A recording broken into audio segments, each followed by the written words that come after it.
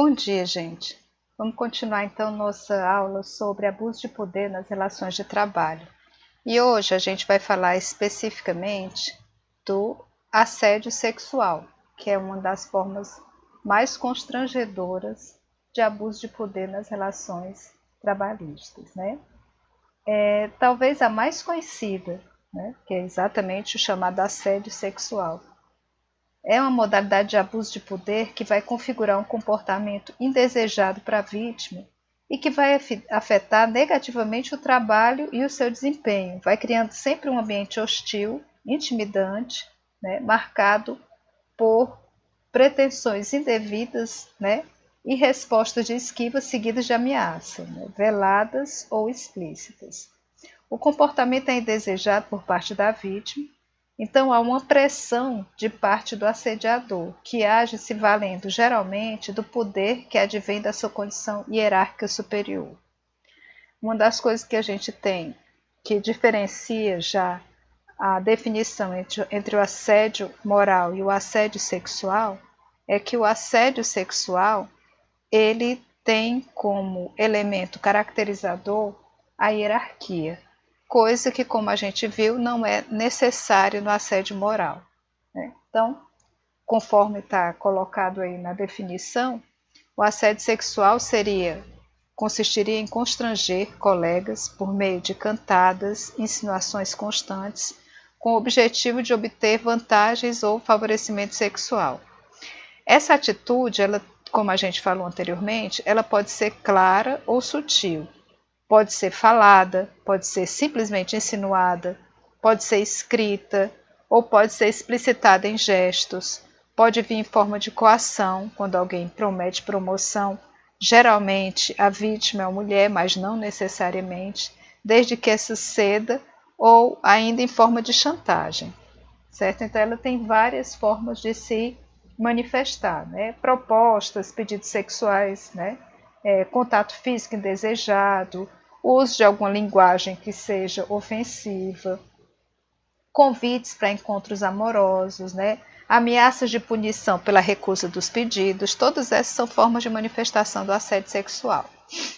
É uma forma de abuso de poder no trabalho, né? E ele pode se manifestar através de chantagem, né?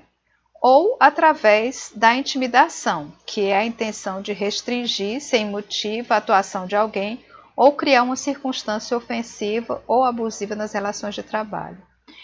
Essa pressão, ela tem efeitos muito nefastos porque ela, além da violência sexual em si, ela também vem revestida de uma violência moral, né? À medida que ela vai colocar a vítima em situações que são constrangedoras, vexatórias, provocando insegurança profissional, né? Por medo de perder o emprego, por medo de ser transferido para setores que sejam indesejados, por medo de perder determinados direitos, etc., né? Então, inclusive colocado pela Convenção Interamericana para prevenir, punir e erradicar a violência contra a mulher, né, que é conhecida como a Convenção de Belém do Pará, que data de 1995, como assédio sexual no trabalho como uma das formas de violência contra a mulher. Mas é importante que a gente desmistifique isso, porque o assédio sexual ele pode ser de homens contra mulheres, que normalmente é o que se conhece, né? Mas também pode ser de mulheres contra homens, de homens contra homens e de mulheres contra mulheres, certo? Então, o que vai caracterizar aqui é a hierarquia, é o constrangimento e não necessariamente o sexo, certo? Ela tem uma tipificação penal lá no artigo 216-A do Código Penal, que diz assim: constranger alguém, assédio sexual, constranger alguém com o intuito de obter vantagem ou favorecimento sexual, prevalecendo-se o agente de sua condição de superior hierárquico ou ascendência inerentes ao exercício de emprego, cargo ou função. Pena: detenção de 1 a 2 anos. Parágrafo 2º do parágrafo único diz: a pena é aumentada em até 1/3 se a vítima é menor de 18 anos. Então, não é exigido para a caracterização do assédio sexual, mormente na esfera penal, que a vítima seja uma mulher. A Convenção Interamericana de Direitos, né, da Mulher, ela estabeleceu ou colocou, como a gente viu aí, né, como uma das formas de violência contra a mulher. Mas essa violência ela pode ser perpetrada, como a gente já falou anteriormente, homem contra mulher, mulher contra homem, mulher contra mulher e homem contra homem. Por quê? Porque a característica fundamental dela é a hierarquia, tem que haver o componente hierárquico, né, de ascendência, e também esse intuito de obter vantagem ou favorecimento sexual. Então, isso é o que vai caracterizar o assédio sexual, que acaba sendo também uma forma de assédio moral, porque tem vários efeitos psicológicos, né? Vai envolver, em primeiro lugar, essa relação de poder, provocando o retraimento, a pessoa se sente desvalorizada, né? Há também o desrespeito a essa pessoa, né? Tornando insuportável o ambiente de trabalho, gerando desconfiança, né? Medo, criando uma tensão e ansiedade na pessoa, porque essa tem que sustentar uma posição de defesa ou de ataque o tempo inteiro. A pessoa tem que estar sempre na defensiva em relação àquele superior hierárquico, certo? São vários os bens jurídicos que vão ser tutelados aí, certo? Então, em primeiro lugar, a liberdade sexual, né? É o primeiro bem tutelado, mas não é o único, né? A gente tem também a liberdade sexual do homem ou da mulher, mas a sua honra, a sua dignidade sexual e ainda a dignidade nas relações de emprego, as condições de segurança e não discriminação nas relações de emprego, a liberdade e a autodeterminação no exercício do trabalho, tudo isso vem atingido por essa conduta que, como eu coloquei aí, é dolosa, praticada pela ação de constranger, que entretanto se consuma em crime com a prática de quaisquer atos de constrangimento, né? Então pode ser, como a gente falou aí, palavras, gestos, propostas, toques, né? Tudo isso é suficiente para que a vítima se tome por ofendida, independentemente da finalidade de cunho sexual ter sido ou não obtida. Então, mesmo que eles não venham às vias de fato, que o constrangimento não tenha sido completo para chegar a obrigar as pessoas a irem às vias de fato, né? Só as propostas, só a insinuação, os olhares, né? Muitas vezes os gestos podem tipificar esse assédio sexual, que tem esse cunho também, como eu disse para vocês, de assédio moral, certo? Então, essa tipificação penal exige a hierarquia, né, como a gente viu, de ascendente para descendente, e sempre vai envolver o assédio moral, certo? Para que isso se configure, hoje em dia é muito claro, por exemplo, através de mensagens de texto ou através de e-mails, né? Então, hoje, essas formas de prova elas são válidas quando se quer comprovar a existência desse assédio moral, que, como a gente viu, não vai precisar se concretizar, certo? Então, uma outra coisa importante é que existe uma diferenciação no tratamento da justiça do trabalho e da justiça penal, muitas vezes, certo? Então, às vezes a pessoa não consegue uma condenação penal, mas se consegue configurar isso dentro das relações de trabalho. Então, não necessariamente você vai ter o mesmo comportamento, ou um processo não vai depender de outro, certo? Claro que isso vai gerar, muitas vezes vai gerar o dano. O dano pode se configurar, por exemplo, como a perda do emprego ou daquela função, ou rebaixamento de função. E em existindo ou se configurando esse dano, abre-se ensejo à necessidade de indenização da vítima, certo?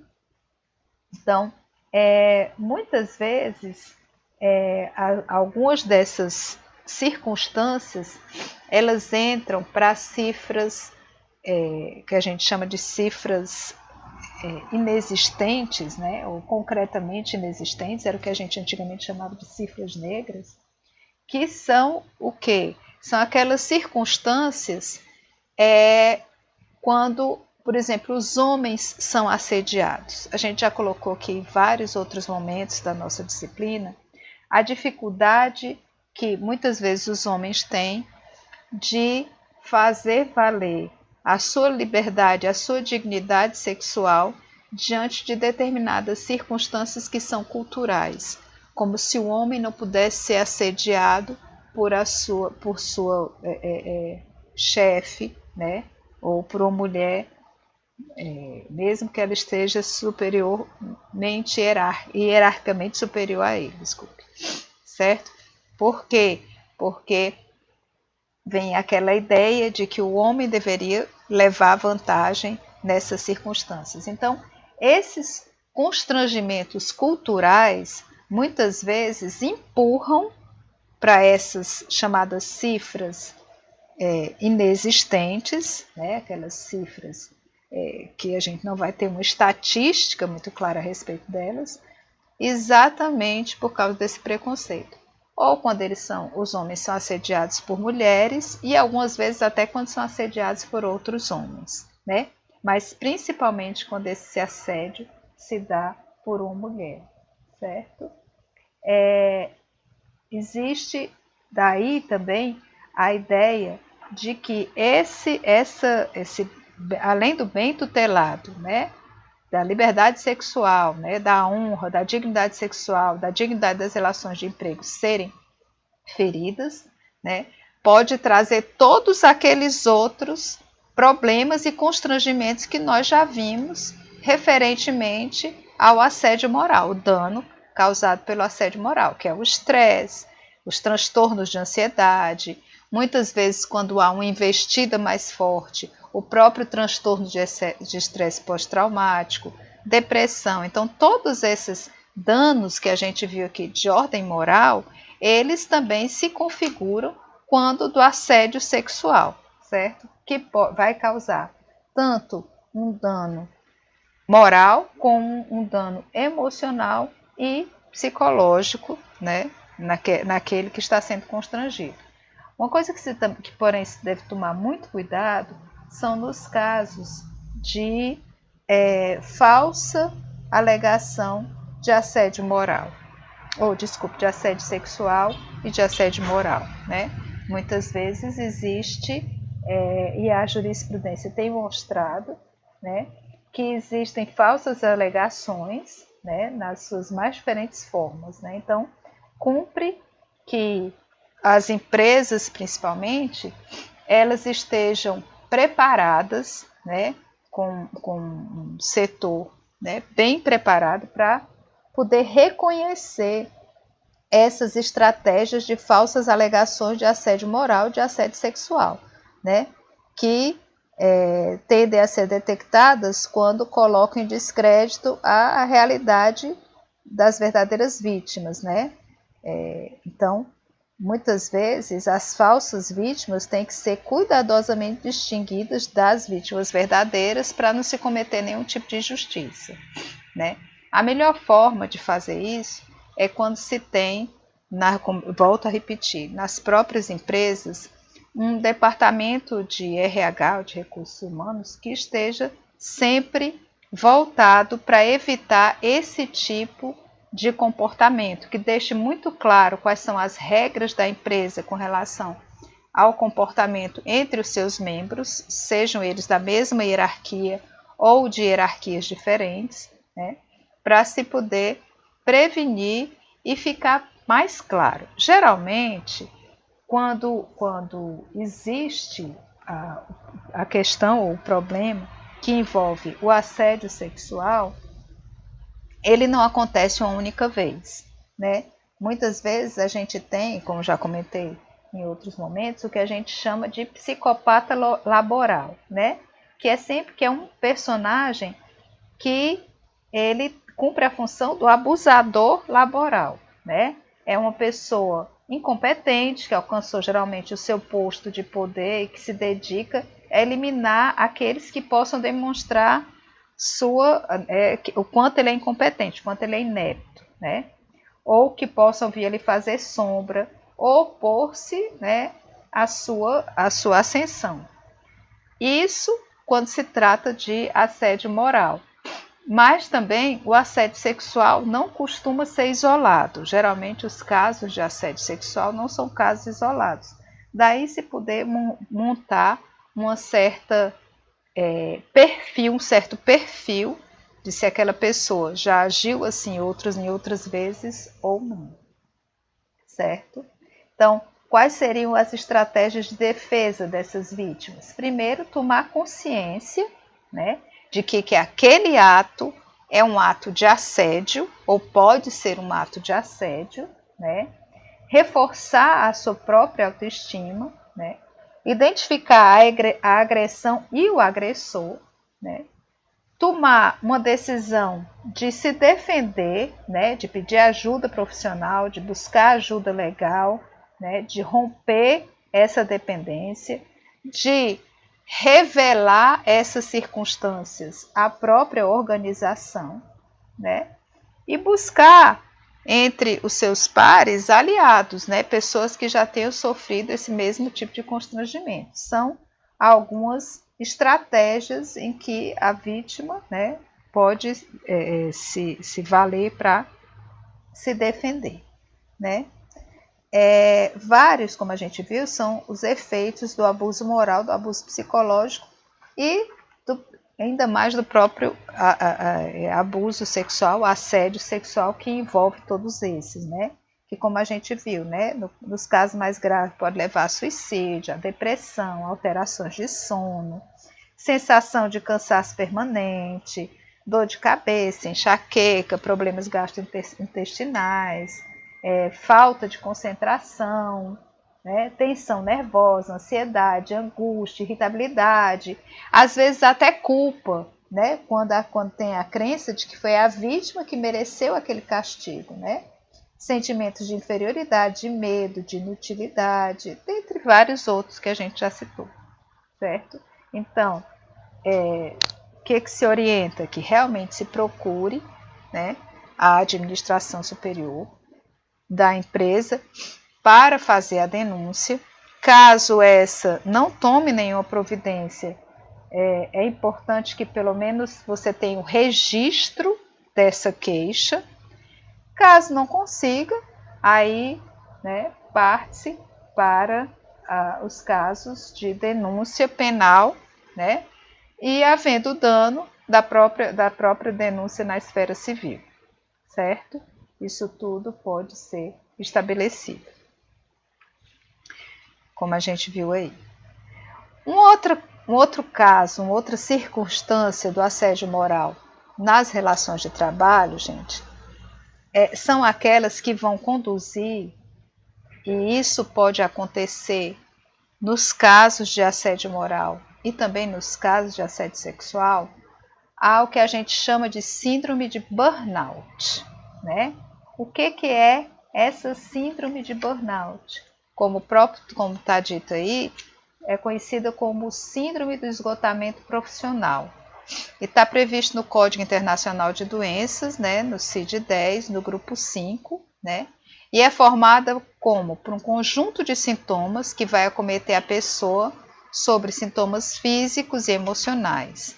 A expressão em inglês significa deixar de funcionar por total falta de energia, certo? Por ter a sua energia totalmente esgotada.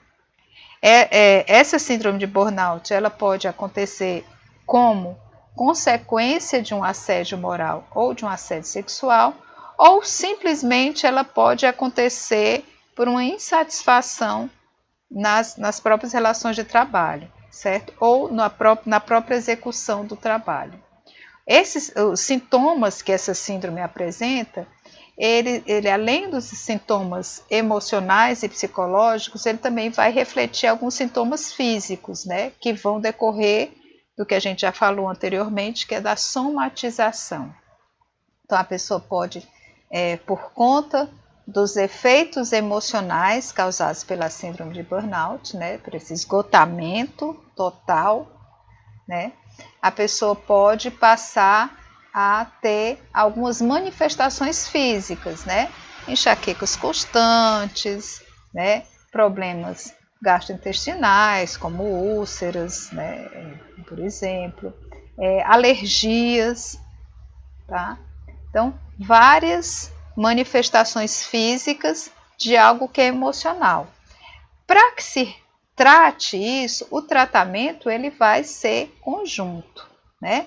Se a pessoa teve manifestações físicas, ela vai ter que tratar aquela doença que se tornou uma doença física também. Então, ela vai ter que tratar a enxaqueca, ela vai ter que tratar a úlcera, vai ter que tratar a alergia, né?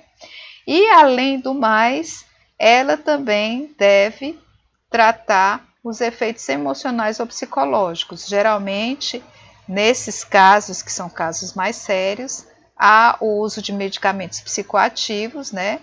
Além para aliviar a tensão, né? Para deixar a pessoa mais tranquila. E também a psicoterapia, né? Que é importante para que a pessoa possa aprender a lidar com essas questões que podem ser superáveis, né? Como eu disse para vocês, a síndrome de burnout ela pode ser uma consequência do assédio moral e do assédio sexual, mas também pode não ser. Às vezes é o trabalho que é por demais difícil, que consome muito a pessoa. E aí ela chega a esse estado de esgotamento. Então, muitas vezes não tem a ver com assédio moral, nem tem a ver com assédio sexual. É, às vezes, o quanto o trabalho consome aquela pessoa. Então, além dos medicamentos para tratar os possíveis sintomas físicos, né, vai ter que também tratar os sintomas emocionais, como eu disse, às vezes tem que se valer de alguns calmantes, né, de alguns medicamentos para aliviar essa tensão.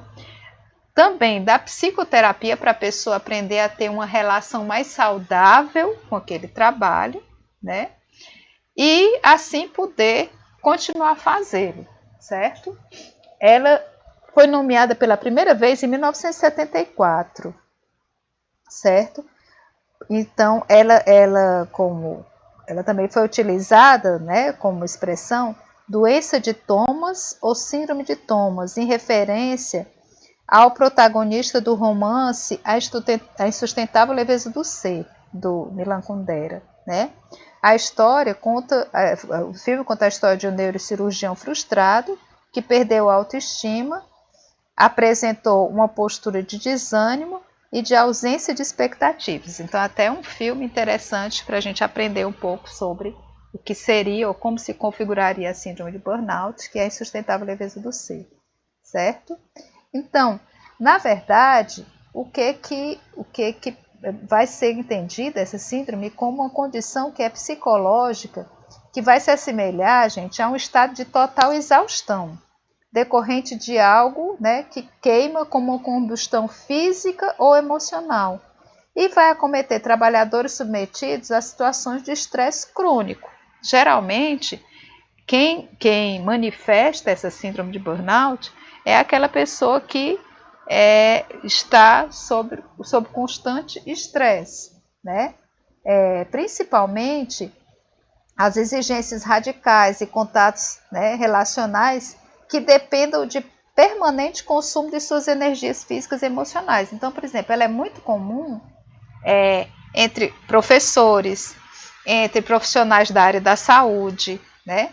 A gente pode imaginar, nesse momento de pandemia, a quantidade de médicos, de enfermeiros, de auxiliares de enfermagem, né?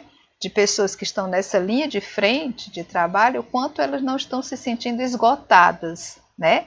Fisicamente, emocionalmente, por causa da responsabilidade que elas têm nas mãos, certo?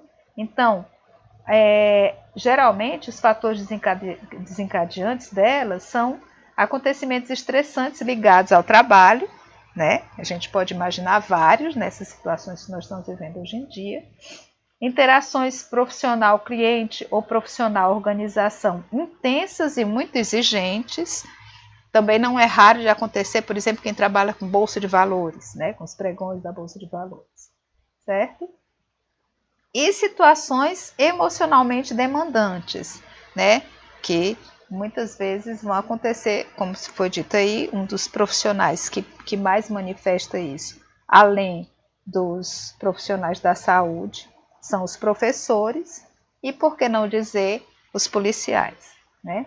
Que estão sempre sendo colocados em situações emocionalmente demandantes, né? Geralmente ela vai afetar principalmente aquelas pessoas que já se cobram muito, tem um nível interno de exigência, né, muito cobrador, muito obsessivo, superego ali muito rigoroso, né? Então são essas pessoas que geralmente têm essa sobrecarga emocional, né, que vai ser somado a um acúmulo excessivo e efetivo de trabalho, falta de tempo e de recursos materiais, muitas vezes condições adversas ao bom desempenho do trabalho de forma adequada e de acordo também com a produtividade que a pessoa gostaria, né? A consequência final do desenvolvimento da síndrome de burnout, né, como não pode deixar de ser, é uma queda quantitativa e qualitativa nesse próprio rendimento laboral, né? Então a pessoa se cobra tanto, que se estressa tanto e aquilo acaba se voltando contra a sua própria produção e rendimento, né? Ultimamente, né, assim, o que se sabe de maneira mais concreta, né, é que ela pode acometer tanto homens quanto mulheres, dependendo, né, efetivamente do seu nível de exigência, né? Como a gente viu aí, o tratamento ele é psicológico, mas também é tratamento com medicamentos, né? Pode exigir, inclusive, que a pessoa se afaste do ambiente de trabalho durante um tempo, né? Para que ela possa se refazer. Daí porque é importante esse momento, né, terapêutico, psicoterapêutico, em que a pessoa vai reconhecer que precisa desse tempo, que precisa se tratar, que precisa diminuir o nível de exigência.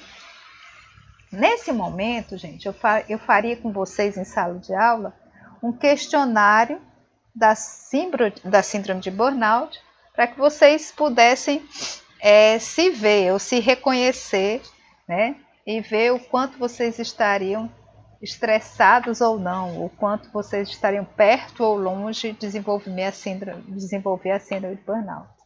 Mas é o tipo do questionário que só é legal fazer presencialmente, então nós vamos ficar aqui na torcida para que nós possamos novamente nos encontrar e tratar sobre isso.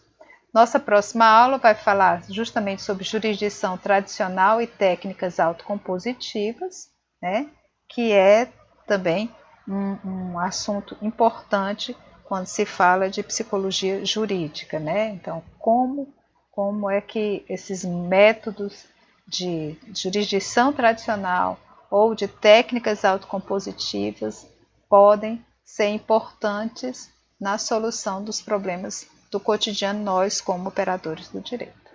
Então, gente, obrigada e até a próxima segunda.